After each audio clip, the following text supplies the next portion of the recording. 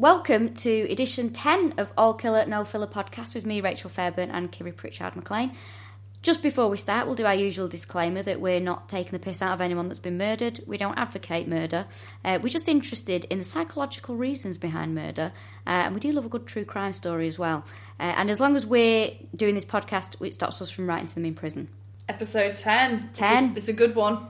Double figures now. Double figures. So we've gone all out. Yeah. We're doing Jeffrey Dahmer. Yeah. Who's actually one of my favourites. He is. He's a very, very interesting one. Yeah. I think Dahmer's one of the ones that people aren't really into serial killers as well go, oh, I know about Jeffrey Dahmer. Yeah. Because I was actually telling someone, I was like, oh, we're recording the podcast later. Like, who are you doing? I was like, Dahmer. And like, oh, I know about him. He had heads in the fridge. Yeah, because it's also like grotesque and film-like, isn't it? Yeah. Like people know about Ed Gein, or Gein, whatever his name is. And so, yeah, Jeffrey Dahmer, also known as the Milwaukee Cannibal, or I've heard the Milwaukee Monster. The Milwaukee Monster. I like that one. Yeah, I like that one better. Alliteration. I know, they've got a bit... I like the alliteration ones. Yeah, a bit more showbiz. He was born on the 21st of May 1960 to Joyce and Lionel Dahmer. Joyce apparently was depressed, argumentative, and slightly suicidal. It's just a housewife in the 60s, isn't it? It is. That's just, I think a lot of the time I'm depressed and argumentative. But he was, as a kid though, Jeffrey was outgoing, sociable, he was a curious child, but possibly he'd been sexually assaulted. Yeah, that's a weird caveat to put on that. But yep. So what I found when I was doing a bit of digging, that apparently... there is some paperwork in the state that he grew up in that links a guy being on probation, and he was on probation, and then it says for sexual assault of one 6-year-old Jeffrey Dahmer. And there's no other Jeffrey Dahmers in the area. But when his dad was asked about it and when he was asked about it, he denied it. But it just seems like, well, that's all very strange. It just seems a very odd thing to even if it was true, deny it, because... Yeah. It's a good excuse, isn't it? It is, yeah. If that had happened, I wouldn't have chopped all those knobs off. So his dad, Lionel, was quite controlling. He was a chemist, wasn't he? Yeah, he was he was at university getting a PhD in chemistry. And by all accounts, he was quite controlling and quite dominating. But he had a bit of a switch, because Jeffrey Dahmer was like this, basically like what sounds like normal, kind of outgoing, bubbly 6-year-old kid. And then he had an operation, and his brother was born about the same time, and then something sort of flipped. Apparently, he had an operation for a double hernia, which is fucking bonkers to me, because that's the kind of thing, like, what I want to know is, why is he carrying a piano up some stairs anyway? At 6 years old. 6 years old. It's fucking, what a bizarre thing for a child to have. Well, Lionel was quite controlling, maybe. He was like, get that piano up those stairs. Carry me to bed. So yeah, he had this, and he became fixated that he thought that when they had gone to give him this operation, because it was never really explained to him, he just sort of woke up and he had it hurt a bit. He thought that either they had done something to his brain or that they had castrated him without him knowing. He kind of became fixated, and then he started to get sort of a bit more introverted and shy away a bit. And then his brother was born, David. 6 years younger. Yep.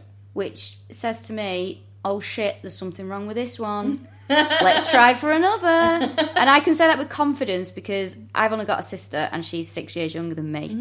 So that, I think, is what happened with my parents. Like, this one, we're not sure. Let's try again. We fucked up here, haven't we? Let's have another go. There's a famous story that gets told about him, about how his dad went under the house into the crawl space, and these American homes seem to have, and was sort of dragging out bits of bone, basically, of animals that had died under there or been killed by a cat. Is it John Wayne Gacy's house? Yeah. It's a very full crawl space. It was teenage boys' bones that he was dragging out, and he was dropping them into a bucket, and apparently Jeffrey was just... like obsessed, wasn't he? Thrilled by the noise. Yeah, and kept picking up the bones and dropping them and sort of kept touching the bones. And then like his dad was like, yeah, I mean it seemed perfectly innocent, but when you look back on it now, and it's like, yeah, I'd fucking say so, mate. Yeah, there's 17 dead gay lads because of this. And then they moved to Ohio. And he got even shyer because they went there for his dad's job, didn't they? He said he became shy and withdrawn, so they tried to encourage him with things. He liked animals. Yeah. So they bought him a dog called Frisky. I do enjoy finding out serial killers' dogs. Yeah, especially when they've got really innocent names like Frisky. Frisky. Dennis Nilsson's was called Bleep. Yeah. Yeah, I do enjoy the... what was... Puppet. Oh, Puppet was Myra Hindley's, yeah. Oh, all dog people. That's interesting. You'd think there'd be cat people, wouldn't you? Yeah, you would, actually. And there's a story as well about him at dinner. They were having a chicken one night. What was it? Was it to do with the bones? Yeah, it was something like, what would happen if, we'd put these bones in acid, Dad, because you're a chemist. And he thought he was just taking an interest. And he's like, well, I'll show you, son. And showed him how to sort of clean the bones and pop them in various chemicals and, see what he could do with them. He basically was training a serial killer and not realising. Yeah. So at sort of 10 years old, his mum was like repeatedly hospitalised for being depressed and irritable and all those tiny things that they used to punish women for in the 60s. Oh, yes. And as a teenager, he started to get into like animals, basically. He would go out for hours on end on his bike and find animals in the woods and things, and then he'd cut them open, wouldn't he? Yeah, he was interested in the insides of the animals. And at one point, apparently, he put a dog's head on a steak. I always put peppercorn sauce on my steak. Each to their own, though. Each to their own. Well, he found... it was weird, because apparently he started to become... Because he's being, like, his sexual awakening, and he's gay... and he started to have these thoughts that he thought that he shouldn't have. So what he used to do is when he was sort of like getting all excited, he'd think about the dead animals to try and put him off. But what happened was it actually made him more excited. And by some weird Pavlovian response, he kind of conditioned himself to jizz when he saw guts. Oh, God. It's weird, though, because I do think, like, puberty is such a shit time. And I think whatever, because you're going through all this crap and you all these hormones going around your body. I actually think whatever you're into at puberty does shape you sort of later on in life. Because like when I was growing up, when I was a teenager, I was obviously going through puberty. I was obsessed with Liam Gallagher, right? Obsessed. And like to this day, I still can't orgasm without someone shouting, "Sunshine!" Little insight into my sexual life there. He was quite... he was weird at school, wasn't he? Yeah, he was popular. He was like a cult figure. Yeah. So he was like 14, 15 in school. He used to drink. He was like an alcoholic. At 14? Yeah, at 14 he was an alcoholic. And he used to bring gin in. Was it gin or scotch? Oh, scotch. In a styrofoam cup, apparently. One of his classmates saw him with it and was like, "What is that, Jeffrey? It's 8 a.m. And he's like, "It's my medicine." Boom. Yeah. He seems like... Legend. Yeah, exactly. He seems like someone that, like, 11-year-old guys would think was really cool. And he also... It was weird. So he became this, like, figure that... Because he used to play the class clown. So he used to do impressions... Like, his mum had a decorator with cerebral palsy. And he used to do impressions of him, and everyone would stand around laughing. Totes in a pro.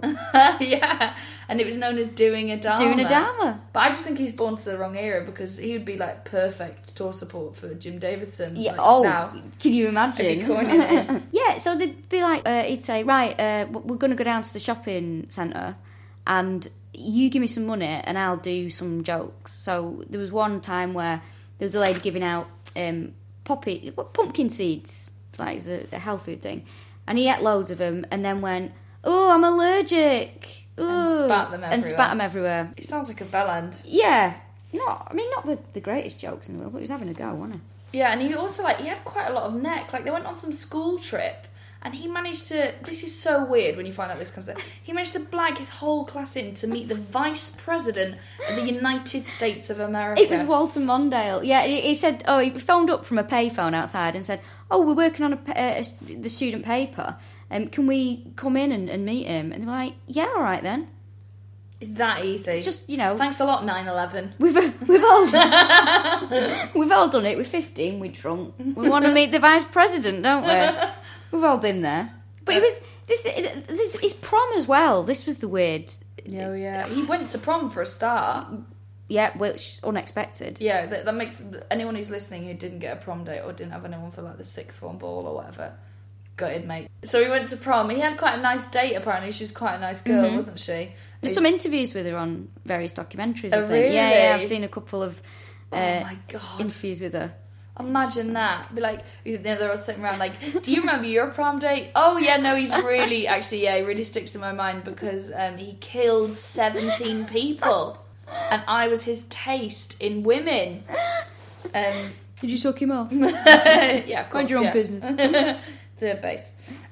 He took her to prom, got there, was obviously drinking, went off, bought 5 hamburgers, ate them all, and then came and just picked her up again at the end. It sounds fucking brilliant. I mean, it's just so odd. I mean, I would just love 5 hamburgers right now. That sounds like a much better night than Imagine it. Yeah, if I'd have got a prom date who buggered off, because when I was a teenager, I didn't want to speak to boys, really. I was dead awkward. And then if he came back with 5 hamburgers, I'd have been like, oh yeah, I think we should get married. Maybe she should have done, and all this could have been avoided. Yeah, thanks a lot, mate. You could have taken more for the team. So they have turning points. Obviously, the operation and the possible sexual assault are big ones. Yep. But then his like defining event, I reckon, is the jogger. This is it. The jogger. Jeffrey became obsessed. But what he had to do was just lie down next to unconscious bodies. That was one of his big things that he enjoyed or wanted to do.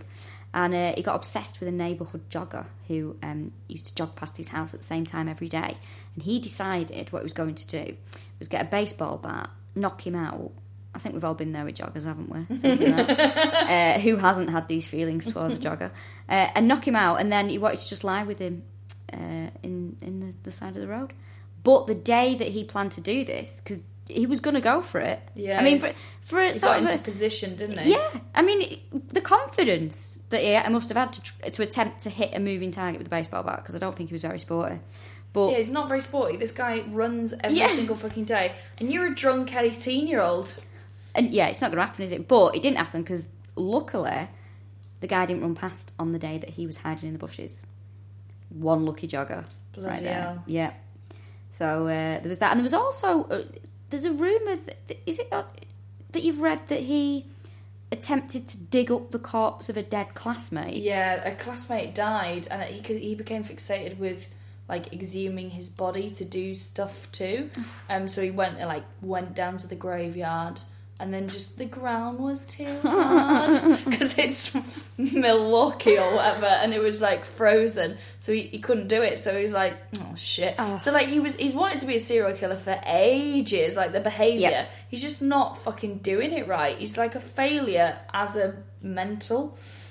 Also, he was like, it's weird that he didn't manage to break the ground because he was massive. Because his dad was like, you're going to get bullied, so let's bulk you up. So made him weight train. And he was like, wasn't he like 6'5" He was really, really tall, yeah. Really he was tall. a big bloke. And he was huge, because there was interviews with his classmates going, we were all, because they used to call him Dahmer instead of Dahmer. And he was like quite badly bullied by probably the assholes in his school. And they were all just like, he's going to snap one day and he's going to kill someone. But what they thought he was going to commit suicide. They're like, oh, he's just, he's an alcoholic who's going to hang himself. Little did they know, he was going to sit on it for a little bit longer and do something completely different. In 1978, though, he graduated from high school, and this is quite a big year for him because he graduated. His parents divorced. Lionel moved to a motel. His mother took his brother David to Wisconsin. Didn't tell Lionel, so Jeffrey's there. Home alone. Yeah. They just fucked off and left him, which I think is horrible. Which is... Because that's just a case of, like, nobody really giving enough of a shit, yeah, isn't exactly. it? Like, oh, well, I think they're with him. I think she's with him. Baby David's with us, yeah, so that's baby fine. David. We love baby David. 18 then. He was 18 in this house on his own when he committed his first murder. He'd started to fantasise about being with somebody and killing them, particularly a hitchhiker. Yeah, I had a hitchhiker thing. So the first time he got left on his own in the house, he was like, right, I'm going to do it. Which would have been, to be honest, like, I'd definitely watch Home Alone every Christmas if that was the way it actually fucking panned out. So this thing, he's like, I've got to get a hitchhiker. And then he was driving home one night and he saw this guy hitchhiking to a rock concert. And he was like, brilliant, it's a sign from the universe, like Noel Edmonds. So he picked him up and took him back to his house. This was 18-year-old Stephen Hicks. So they had beer, hung out, as you do in America. And Hicks was like, hey man, I've got to go to my rock concert. Yeah. And Jeffrey was like, I don't want you to. And he didn't want to be left, he didn't want him to leave. He planned to have sex with him, didn't he? Yes, he had planned this. It's not ever made clear if Stephen wanted to have sex with him, but basically when he got up to leave, Jeffrey fucking caved his head in with some dumbbells, which is brutal. You see, I have the opposite problem. Like, when people are at your house and you're just thinking, will you just leave now? We have drunk everything in the house. Can you just go? That is when I'm hiding corpses under floorboards. Oh, I thought you were going to say have the opposite problem, the same one that I have, that I can't even lift dumbbells to fucking hoover underneath them. That's another good point, actually, yeah. So he's always hammered. Like, the defining factor for him was that he was really, really pissed when this happened. So he bludgeoned his head with a dumbbell, which is just awful. Then he dismembered him, put him in his car, and set off to dump him, like got taken to the tip. But on the way, he was pulled over by the police. Oh, well, this will be the end of the story, you're thinking. No. He was drifting over the centre line of the road. And morally, I'd say. Yeah. And they'd said to him, pulled him over, what's in the bags? Why are you out so late? Dahmer just said, my parents are getting divorced and I've come to the dump to take my mind off it. That's weird, isn't it? That's like when poor kids go to the tip for a day out with their dads. Can we have this table with 3 legs? I'm saying it like poor kids, me. You. Us. Us, that's right, yeah. I remember we had a skip in our village that they used to bring in, so everyone and me and my brothers would just get in it and come home. My mum would be like, I'm burning that. Where did you find that hat? I always went to the tip with my dad, as we did, and he was tipping out a load of rubbish into the tip, and I was looking over the side, and my Roland rat toy went in after it, and I went, it's my Roland rat! And he just said, right, come on, we're going. No! And I watched it. And that's probably still under there as well. I can see it now, just spinning into the thing. Oh, man. So upsetting. That's bleak. I didn't expect that. So, back to the dead teenager. Oh, yeah. Stephen It's nice that Roland Rat can make an appearance in this podcast, though, isn't it? It's something for everyone, I'd like to think. I can actually do a Roland Rat impression. Do you want to hear it? Go on. No. It's not bad, that. It's alright, isn't it? Yeah, it's just the noise of Roland Rat. I'll be honest, I thought there'd be more to it. Yeah, well, that's it. Sorry. So the bones, he hid the bones, he buried some of the bones under the house and at the back, like at the forest behind his house. And then his dad came home and found that he was home alone and was like, what the fuck? And moved back in. It took him 2 weeks, though, to just swing by and see how he was. And then he's like, oh, God, this is a mess. He encouraged him to get a job, told him to stop drinking, because he'd been arrested for public intoxication. His dad took him to AA, didn't he? Took him to AA and counselling. Jeffrey enrolled in Ohio State College then, but Jeffrey then started selling blood to plasma centres so he could get cash for beer. It's like cash for gold, cash for beer. He dropped out of the college, went home, and his dad said, right, you're joining the army. Which is always it. American dads. Yeah. Just stop it. Such a default, isn't it? You just wouldn't do... I don't think you do that over here. Like, right, you're going to join the army. No. They're just like, fuck you. Yeah, but I'm not doing that. And just lock their bedroom door. So, yeah, he got sent to the army. And he actually quite liked it, didn't he? Yeah, he was in a field hospital in Texas. 6 months, apparently. He was loving it. Outgoing, happy, having a great time. Then he got sent to Germany on a tour of duty and he started drinking again. Yeah, he used to have a suitcase, apparently, that he used to bring out that had, like, a little cocktail shaker in it and little, like, martini. Like, apparently he was just, like... The life and soul, and he was great until a tipping point when he got pissed, and then he would just be unbearable. Because he kicked off a few times with people that he was sharing with. Apparently there was an incident where he chased somebody down a corridor, and the guy was like, if he got hold of me, he would have killed me. Yeah, they had to barricade himself into a room. Because, well, you would, like, this huge, like, 6'5", massive... drunk gay guy with that handlebar moustache running after you. Like, the least you would do is lock yourself in a room. I don't know, that's got to be someone's fantasy, hasn't it? Yeah, Jonathan Mayer. I was going to say Jonathan Mayer. Does he listen to the podcast? I don't know. Hello, Jonathan, if you do. Give him a Google if you don't know him. He's great. So he was kicked out after 2 years in the army. And then, because in the army, they don't give you money. They go, we'll give you a plane ticket anywhere. In other words, go away. Yeah, we're get done. As far as you can. Yeah. So he went to Miami Beach. Mm-hmm. Started working in a sandwich shop.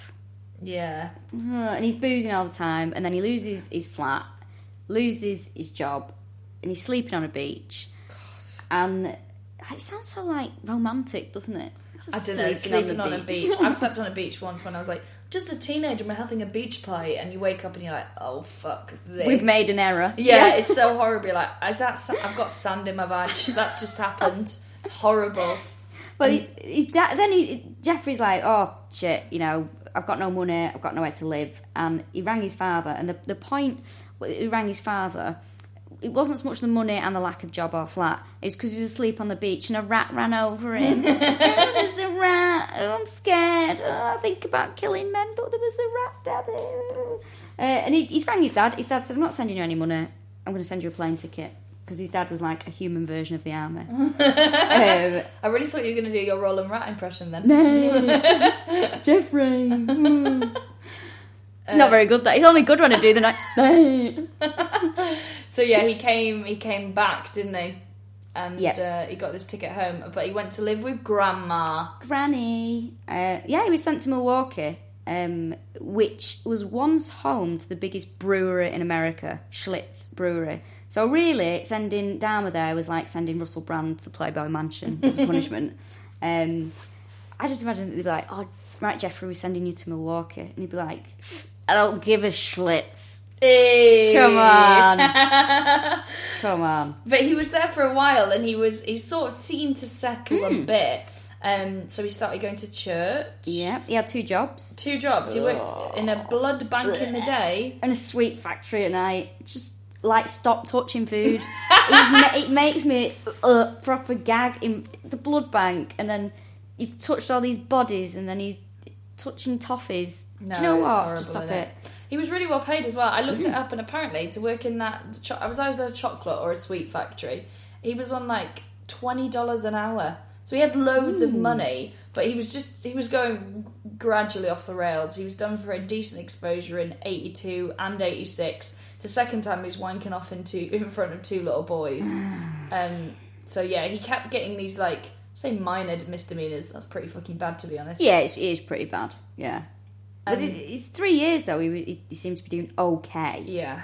And then he says it all went wrong when he was in a library, just being good, and a man passed him a sexy note.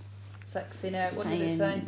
Hey, big boy, how's about we get it on? Yeah, it was something like, if you follow me to the toilets, I'm gonna suck you off. Yeah, it was along those lines. And he wanted to go, didn't he? But he got really angry and didn't go.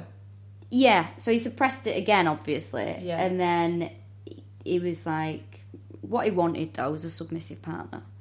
Just someone who was just, well, the mannequin. The mannequin. The mannequin. He'd acquired from somewhere, maybe the tip, maybe he also had a Roland Rat doll, a mannequin, like a shop mannequin, because he just wanted to lie next to someone who is still on, like, nearly dying. And so he got this mannequin that he would do, I mean, the mind boggles whatever he was doing to it. And his gran found it and went ballistic and was like, throw that out. It fucking stinks down here as well while I'm at it.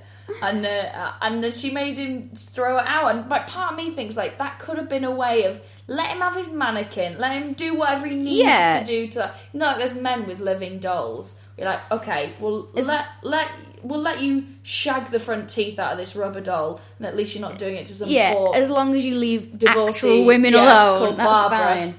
I think though it's quite. Imagine that. Maybe he thought, because what I used to do as a mannequin, by all accounts, was just masturbate over it, and I just think it's a bit like, maybe if he did it at a certain time, like on the last stroke of the penis, at the stroke of midnight, if the jizz hits the mannequin, it comes alive. That would be. I think that's Disney's next. I think it should film, isn't it? Yeah. But he's got also his grandma, who is surprised? Who has a gay grandson and finds a mannequin is surprised. He'd be like, "Oh, brilliant! He's the seamstress. Wonderful. Can you nip the waist in on this?" And so eventually it was too much for Grandma, because apparently she went downstairs, she was like, it stinks, and he's like, oh, I've just been dissolving squirrels in acid, and she's like, get out. And that was 1988. Oh man. But he's also, he started going to, after this he started going to like gay porn shops, bathhouses. He started to... Bathhouse sounds so nice, doesn't it? I thought a bathhouse was just somewhere with saunas, and it is. There's also a lot of cocks. A lot of cocks. I'm just off to the bathhouse. So he started to drug his partners with alcohol laced with sleeping pills. So when they were out cold, he'd be lying next to them, listening to the heartbeats, listening to the stomachs.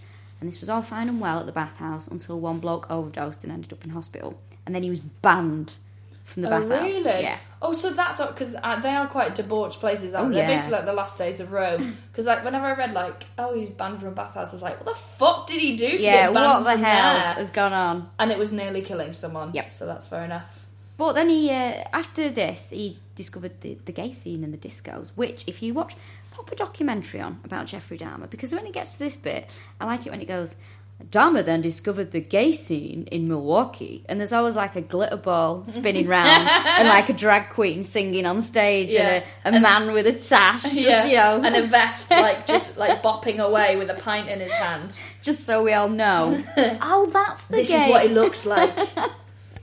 But he fitted in, though. Because he was good looking. He was good looking. Yeah, so they were like, although he was weird, they're like, oh, we like having a bit of eye candy around. And apparently, how he used to approach people is he would just watch them for ages. So he's a bit of a people watcher. And he would walk up to them and go, my name's Jeff. I like the way you dance. Well, hello. Quite direct, isn't it? Yeah.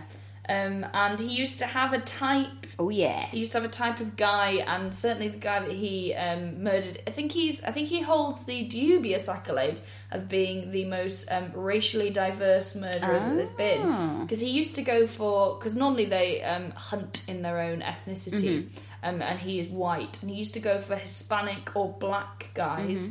And apparently it's because he loved a smooth, hairless body, and they're apparently more prevalent in black and Hispanic guys. Just give him his mannequin back. Yeah, give him his mannequin. That's all he wants. Just give him his mannequin. It's like when you take a toy off like a dog that's chewing for stop it chewing stuff. Just all right. Just give him his shoe back. Give him his slipper back. It's fine as long as he's not chewing the furniture. But then November 1987, second murder. Steve Toomey, who he met in a gay club called 219, he took him back to the Ambassador Hotel. He drugged Toomey.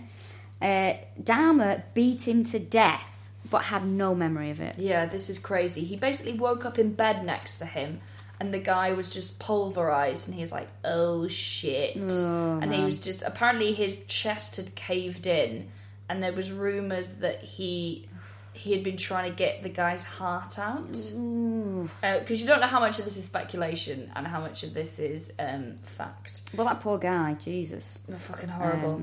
And then he chopped him up, didn't he? Yeah, he actually went out from the hotel, bought a suitcase, brought the suitcase back into the hotel.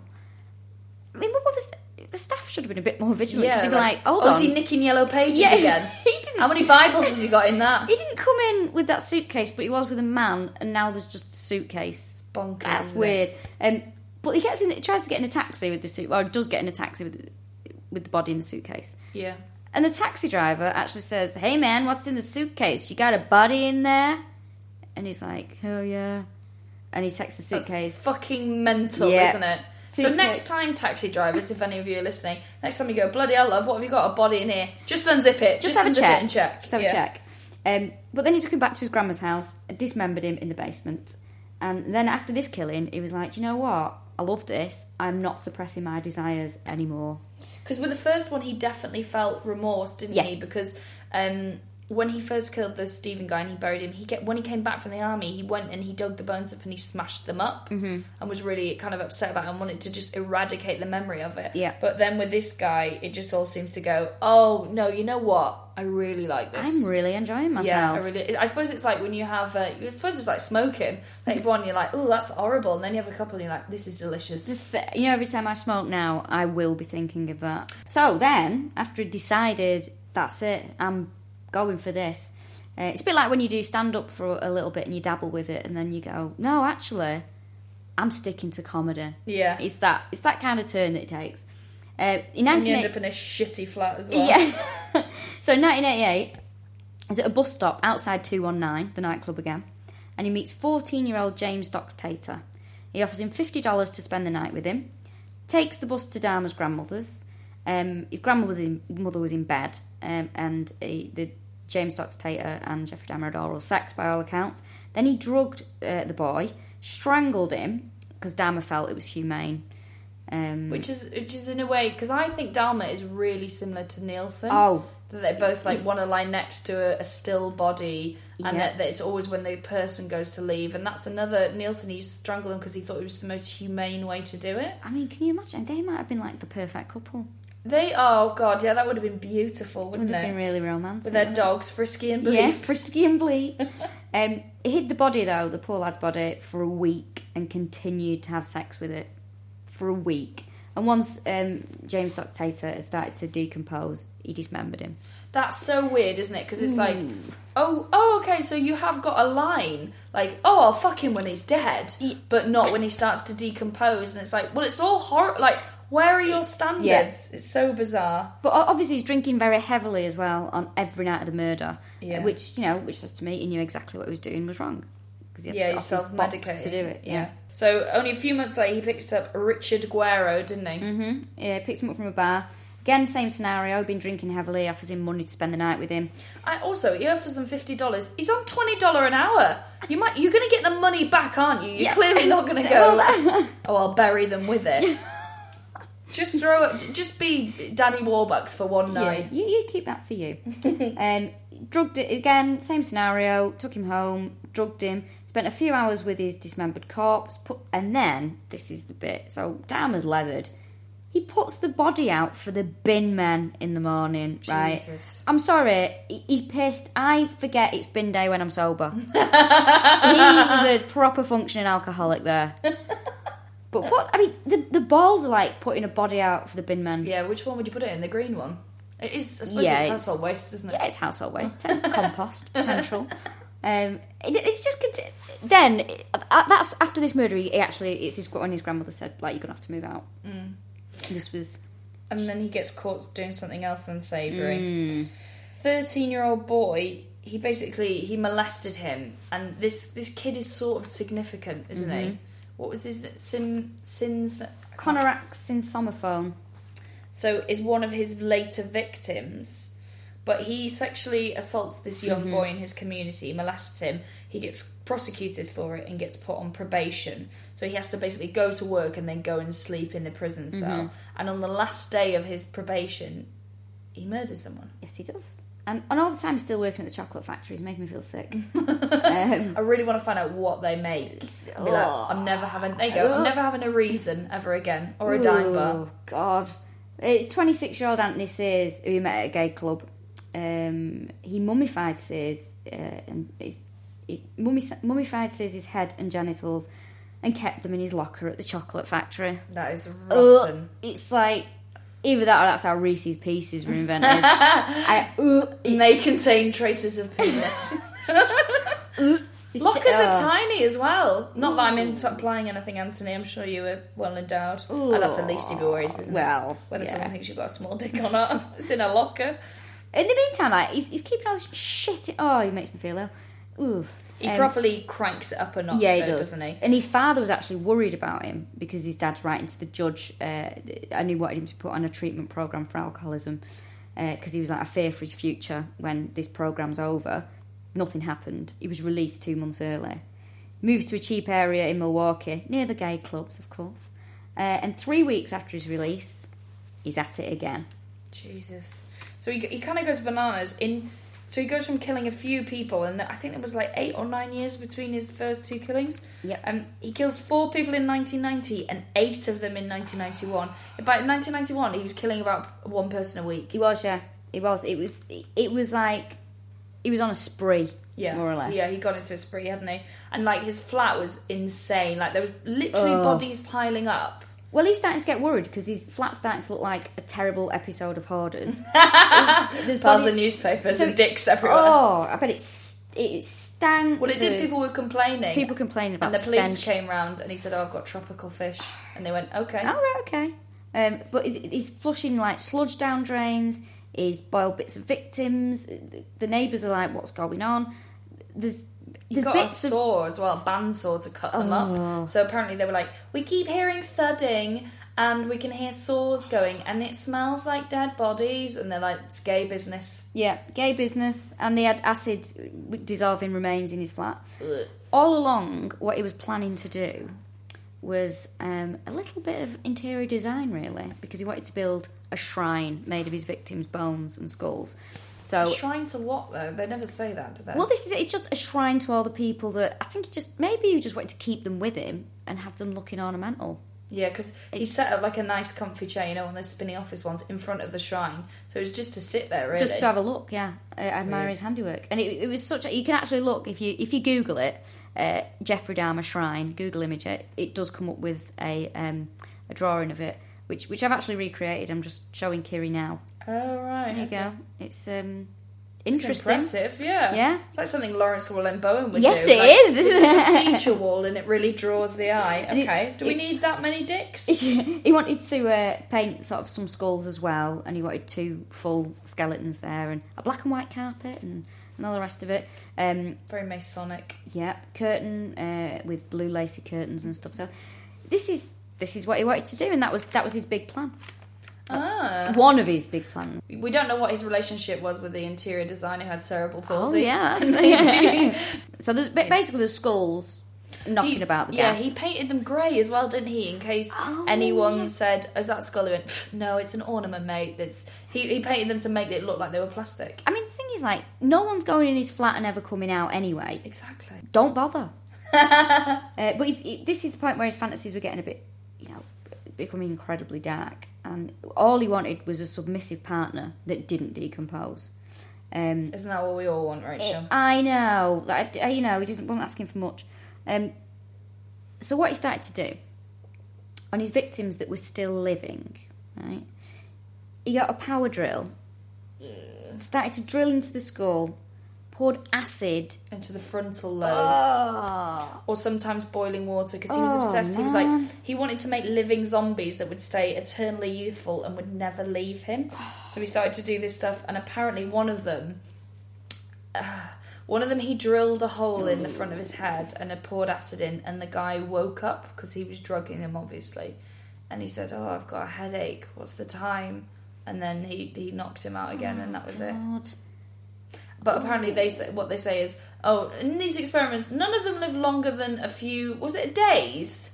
Or hours? Sort of, a few days, I think a few days, and you're like, what? Well, that's I would awful. hope that they would die fucking immediately. I'd rather be lied to if that was one of my family members. I'd rather be like, do you know what? Death was instant, and you'd be like, oh, good, that's good to know. Horrible. Ooh. And it started, by this point, he's become a cannibal as well. So he's a necrophiliac. He's a cannibal. At least he's, when they go, it's really good with the Native American Indians because they used to use every part of the body. So at least he is like, when he's not turning it into little trinkets and ornaments, he's eating it. Nothing is wasted at Jeffrey Dahmer's house. And all this time, nobody was suspecting him, apart from, no one in authority was suspecting him. But his neighbours obviously were like, it really stinks in here. But again, his neighbours, a lot of them, there's one that was being interviewed, and she's like, oh, he was a nice guy. Yeah, she really liked him, didn't she? She's like a really nice guy who just didn't... Yeah, and then she was just like, I remember when they started bringing out the big tubs of acid. And then, just imagine trying to get your head around that. Oh, maybe she thought it was a tropical fish. It's his fish tank. There was a 14-year-old boy called Conorak Synthesomphone. That's it, you're good, you can say that name. Now, he is related to the boy that Jeffrey Dahmer was prosecuted for sexually molesting. He is his younger brother. He's 14 years old. He gets found by 2 women wandering the streets. He's clearly drugged and he's bleeding from the rectum. And they're like, and he's naked. And they're like, what has happened here? So they grab him and call the police. In the meantime, Dahmer comes jogging up and he's like, hammered. Oh, yeah, absolutely hammered. It was like, I'm really glad you found my boyfriend. And they're like, fuck off, mate, this isn't your boyfriend. The police come along and they're like, what seems to be the problem? And they're like, this kid is fucked. Like, let's put him somewhere safe. And then Jeffrey Dahmer went, he's my boyfriend and he's 19. And they went, okay. And the women went, he's not. He's a kid. We've seen him in his school uniform and he doesn't speak English. And he's like, no, he's my boyfriend. And they were like, listen, little ladies, we'll look after this. So they put Jeffrey and him in the car, take him back to Jeffrey's flat. They notice that it smells weird, but they think, we won't do anything about that. If they'd have walked in, they would have found a body in the bed. They would have found a body in the bedroom that had been cut up. But they drop him off. They never ask for him to confirm his age. They never ask for him to confirm his identity. And with Jeffrey Dahmer, they don't run a background check, because if they'd have run a background check, they would have found out that he was a convicted molester. And at the time as well, the police were so bad with this, because it was a weird thing that he lived in a shitty neighbourhood that was full of sort of like ethnic minorities and gay people, so they were going, oh, just leave them to it. Yeah. Apparently it was an area of town that you didn't really go to, so they were like, oh, just get in and out. They'll be alright. Yeah. We're not getting involved with these people. They're not getting involved with it. And apparently his neighbours went, I keep seeing guys going in and not coming out. And they were like, oh, we've checked, it's absolutely fine. And they didn't bother checking. And also with those two women that found the boy wandering the streets, they called the police the next day and they went, what happened? Have you checked on him? And they went, oh yeah, no, it's fine, we've checked on him. So they just bullshit and they let that poor fucking kid die. Yeah. Because he took him home and he killed him and then kept his skull as a trophy. Horrible. Someone's got to be held responsible for that. It'll be one of those like, oh, and we put training in place for this to never happen again. You've been on a course. Yeah, exactly, yeah. But that murder took place on May 27th, 1991. And then again, we've got in June and July, he kills 4 more people. So Jesus. June 91, Matt Turner. July the 7th, Jeremiah Weinberger. July 15th, Oliver Lacey. July the 19th, Joseph Branderhoft. And then on July 22nd, he would have killed Tracy Edwards. The one that got away. So Tracy Edwards, he tries to handcuff him, because that's presumably how it all starts. Tracy Edwards is like, fuck that shit, when he gets it on one hand. And then Jeffrey Dahmer pulls out a massive butcher's knife and sort of backs him into the bedroom. Tracy Edwards is obviously panicking, and as he backs himself into the bedroom, he sees a barrel that fucking stinks. And he looks around the walls and there's loads of Polaroids of bodies in various states of dismemberment. Because Jeffrey Dahmer used to document it. Like, imagine how hard you would be freaking out. Like, alright, well, this is it. And this is how it's going to happen. Man. So he punched Jeffrey Dahmer, ran out into the street, still with a handcuff on, and managed to flag down some police. The police, as is their way, took him back to the flat, because they seem to like that. Come on, it's gay business. And then they walked in, they're like, what's going on here? And he's like, oh, it's my boyfriend, we've had an argument. And then the guy went, check the bedroom, because he pulled a knife out of me on there. So they went to find the knife, and then looked up and saw all those crazy Polaroids. And they were like, arrest him! So the guy is subduing him and putting Dahmer into handcuffs. Well, I've got a list of everything that was found in the flat after this. So if you ready? Okay, settle in, guys. This is, by the way, this is the most graphic podcast we've done, so get ready. So in the flat, they found photos of various stages of dismemberment, a severed head in the fridge, 3 bags in the fridge with a heart, flesh, and a portion of muscle. In the freezer, 3 heads, torso, bag of flesh and organs. I'm going to be honest, it sounds like some of the shit that I buy from Iceland. Various chemicals in the cupboard and 2 bleached skulls. A kettle holding 2 hands, a penis and testicles. That's a big kettle. 3... Oh, I'm thinking a tea kettle. It's not, is it? It's probably kettle drum. Anyway, 3 more skulls in a filing cabinet. Wardrobe, a complete skeleton, a dried scalp and more genitals. In a box there was 2 more skulls, a 260-litre vat of acid with 3 torsos in it. 5 gold rings. Cuddly toy. That is a lot of shit. Yeah, because also it's like, what's the end goal here, mate? Because like if he's making this shrine with like 9 skulls on it, he's got all that stuff. He's got it. I'll just pop it in a box here because I'm too busy. Unless his painting was going wrong and he's like, shit, fuck that one up. I'm gonna have to get another one. It's colour by numbers though. It's one colour, innit? There you go. I think the thing as well with him, when he was arrested, he was actually relieved. Apparently, he was hammered, of course, and he started to sober up and he was crying. But then he just admitted everything. And once he started talking, he couldn't stop. Yeah, confessed to all 17 of them. Apparently, though, when they went in the flat, the guy who opened the refrigerator was like, I opened the refrigerator and I saw a head and I heard a scream. And he didn't realise it was his own scream. He was that frightened.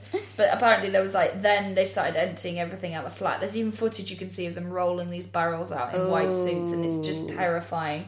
And there was this big, they had to match the bits to each other. So the police had to sort of match heads to torsos, And the shittest game of Jigsaw ever. Oh, so we've got 4 pieces. This is shit. This is a shit Christmas. I can't find his dick anywhere. So they had to do all this. And then they had to inform all the poor relatives who had, people missing and things like that. It's just, awful work to do. Dahmer was trying to cry insanity. Yeah, because you could get like diminished responsibility, couldn't you? But you had to prove that you had a mental disorder or that you didn't know the difference between right and wrong. Yeah. Unfortunately for Dahmer, he didn't have a mental disease, and he did know right from wrong because he knew what he'd done was wrong, as he admitted it. I mean, I have to say, if you wanted to plead insanity, if there was any time to do a Dahmer... Do the voice! Spit those pips out, do something! Necrophilia was Dahmer's insanity shout, but it's not classed as insanity. It's actually a sexual disorder. If you listen carefully, you'll hear Princess Diana's Undertaker breathe a sigh of relief. I'm not crazy. I'll probably just have to do a course I'll for just that. have to go on a course, yeah. So because of all this, he was deemed sane, which I think he was. Yeah, so he got, what was it, 938? 937. 37. Don't exaggerate it. Sorry, yeah. I round it up. What am I like? Don't like uneven numbers. 937 years he was sentenced to in prison. He gives apologies for his actions, doesn't he? But they seem a bit emotionless. You can actually watch it. There's a video on YouTube, and he's just like, I'm really sorry for what I've done, blah, blah, blah. Probably hammered, or still sobering up. Probably still sobering up. He's been pissed for the past 20, 30 years. The guy's flammable. But I just thought, I can't help but think, Jesus, come on, Jeffrey, you've been in prison for ages already. Put a bit of pizzazz into it. Yeah, at least rehearse it in learn it. Piece of metal that you've got for a mirror. Yeah, you've got time. He became like a born-again Christian when he was there, though, didn't he? He started to, repent. And apparently, because there's a really interesting thing, you can listen to an interview with a police officer who did quite a lot of work with him, who even lent him his son's shirt for the court appearance and talks about him as Jeff, and he seems to be kind of well-liked. Yeah. He seems to be very likeable, doesn't he? Yeah, one of the documentaries, there's a chap who worked with him, worked in the prison, and he actually gets upset when he says, when he's talking about him. Because as it transpires... it meets a sticky end, doesn't it? Yes, he does. In August 94, he was attacked in the chapel at the prison. And then, in the November, he was bludgeoned to death in the gym. With a broomstick handle as well. Halloween-y. It is like the most Halloween-y of murders, isn't it? Christopher Scarver beat him and another inmate to death with a broomstick, which is like, that's some brutal shit, because... That is... I snap it when I lean on one a bit exactly, too hard. So, but there's on these serial killer forums, there's a couple of sort of conspiracy theories about they were only normally left alone for 20 minutes, but they left them alone for like an hour. Like they wanted him dead because there was such like public outcry that he was still alive. God. Yeah, so that's a rumour. That's a rumour, yeah. And apparently his mum, Joyce, said when she heard the news, now is everyone happy? Now that he's bludgeoned to death, is that good enough for everyone? Because it must be shit to have a kid and then just be like, think you do everything right, and they become an alcoholic, and you're like, oh, well, that must be the worst of it. Yeah. But at least he's got his $20 an hour chocolate factory job. Oh, no, wait. He's been eating people. Like, it must be just horrendous. But you still love... It's your kid. You can't... you're conditioned to love them, aren't you? Yeah. And they knocked his apartment down, demolished that. They did. And there was talk that they were going to build a memorial garden for all the victims, but they just never got around to it. Well, then they remembered that the neighbourhood was just mainly gay people and ethnic minorities, and they didn't want them to have anything nice. So, like, actually, no. Same reason why Republicans hate Sesame Street. They're like, why do you need to count? So that's Jeffrey Dahmer. There's quite an interesting thing that I read that came out in... Because his dad is a fascinating character, Lionel. Interesting. Yeah, there's loads of interviews you can see, because Jeffrey Dahmer's obviously quite a contemporary case. You can watch interviews with him and his NHS glasses.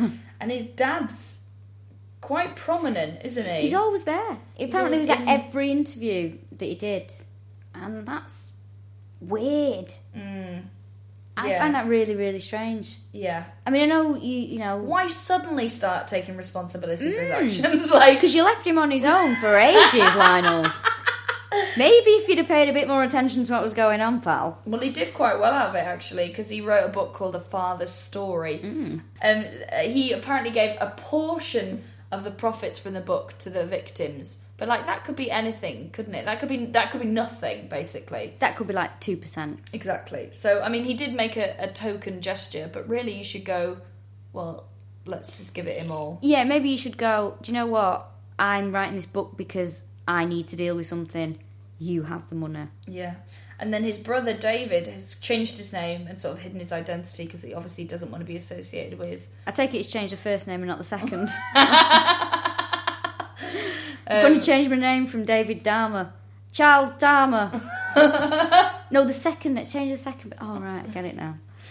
So he's sort of disappeared. He just wants to sort of crack on with his life. Yep, can't blame him for that. No, it makes sense. There's an interesting thing happened in 2007 that there was a boy killed a while ago called Adam Walsh. A little boy went missing from a shopping mall.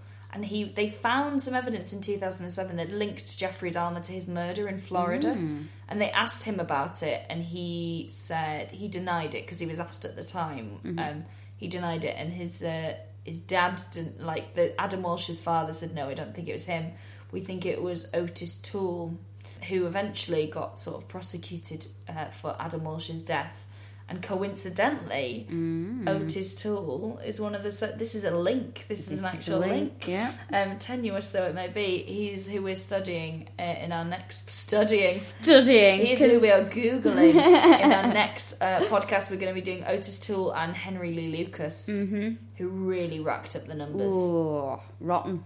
Yeah, one would only kill men and one would only kill guys. Jack Sprat. So yeah, that's it. And this is Jeffrey Dahmer. We hope you've enjoyed it. We had a live version of this, but we were way too libelous in that. And we're definitely going to get sued. So we thought that we'd re-record it and just miss out the bits that would miss out the bits that get us in trouble. Yeah. Which is what Jeffrey Dahmer should have done. Just stick to the boozing and the impressions. So this has been Jeffrey Dahmer, and this is the All Killa No Filla podcast. Thank you for listening.